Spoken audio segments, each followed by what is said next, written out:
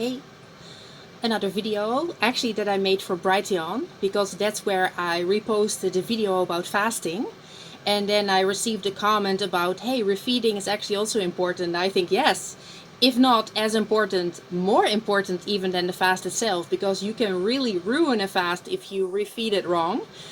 And then I also talked about the carnivore diet, and then I thought, well, maybe I will post this on YouTube as well, because, well, maybe my videos about fasting have been deleted, but not really about the carnivore diet, and I think it won't hurt just to repost it again, just as a reminder that I'm on a carnivore diet and that I have become very sick on a vegan diet, and I will explain in that video as well the anti-nutrients that can be found in vegetables. And I think it's maybe, I think the carnivore community is growing and a lot of information is already out there. But I think, yes, repetition is the key to learning. So that's why we do it again. Hey, another video on a very hot day. So that's why my airco is blowing, but I hope you cannot hear the sound too much.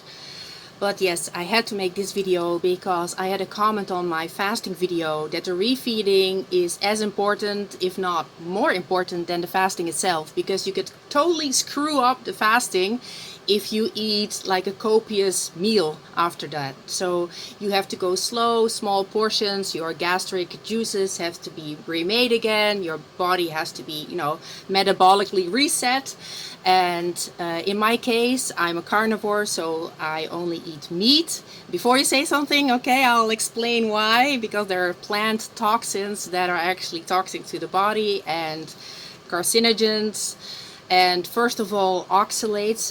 When I was a vegan, I was 20 years vegan, and I ate a lot of kale, spinach, almonds, peanuts, and they are oxalates that are like glass in your body. They also cause kidney stones that are actually calcium oxalates. It's also in coffee, and I used to drink a lot of coffee. And then you've got lectins. Those are in nightshades, white potatoes, grains, in rice, and they cause leaky gut, as does cellulose, which is actually the indigestible plant fiber. And they might say, oh, but plant fiber, isn't that good when you're constipated? No, it's actually the opposite. You're not adding more cars to a traffic jam, okay? So avoid the fiber if you have problems with constipation. Saponins are in nightshades and in legumes. Phytic acids are in seeds and nuts. And phytoestrogens are in flax and soy. They disrupt your hormonal thing and are very inflammatory.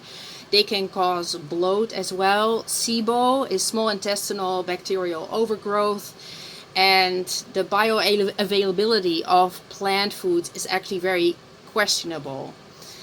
For example, flaxseed, they say it's good for EPA, DHA, but actually really low absorption. It's not you are what you eat, but you are what you absorb. So if you do not absorb the nutrients that are actually in the food, but your body can't absorb it, then it's useless. A hemp protein is the same, like phytate, saponins is toxic compounds.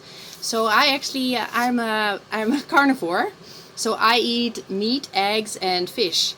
And the meat gives me the protein, heme, iron, phosphorus, zinc, selenium, B3, B6, magnesium, potassium. And in the eggs, you've got the protein, omega-3 and 6, choline, vitamin D, A, K, E, B2, B9, B7, B6, B3, zinc, copper, selenium. And in fish, the protein, omega-3, EPA, DHA, vitamin D, B, A, minerals, calcium, phosphorus, zinc, iodine, iron, and yes, I also eat real butter. No margarine, for sure. So yeah, I thought I have to make this video about the refeeding, because definitely people have gone to hospital eating like a huge meal right after like a 20-day fast. Never do that, okay? So I think I have to be responsible making another video about this. So thank you for the comment, the person who left that. So wish you a nice day. Bye.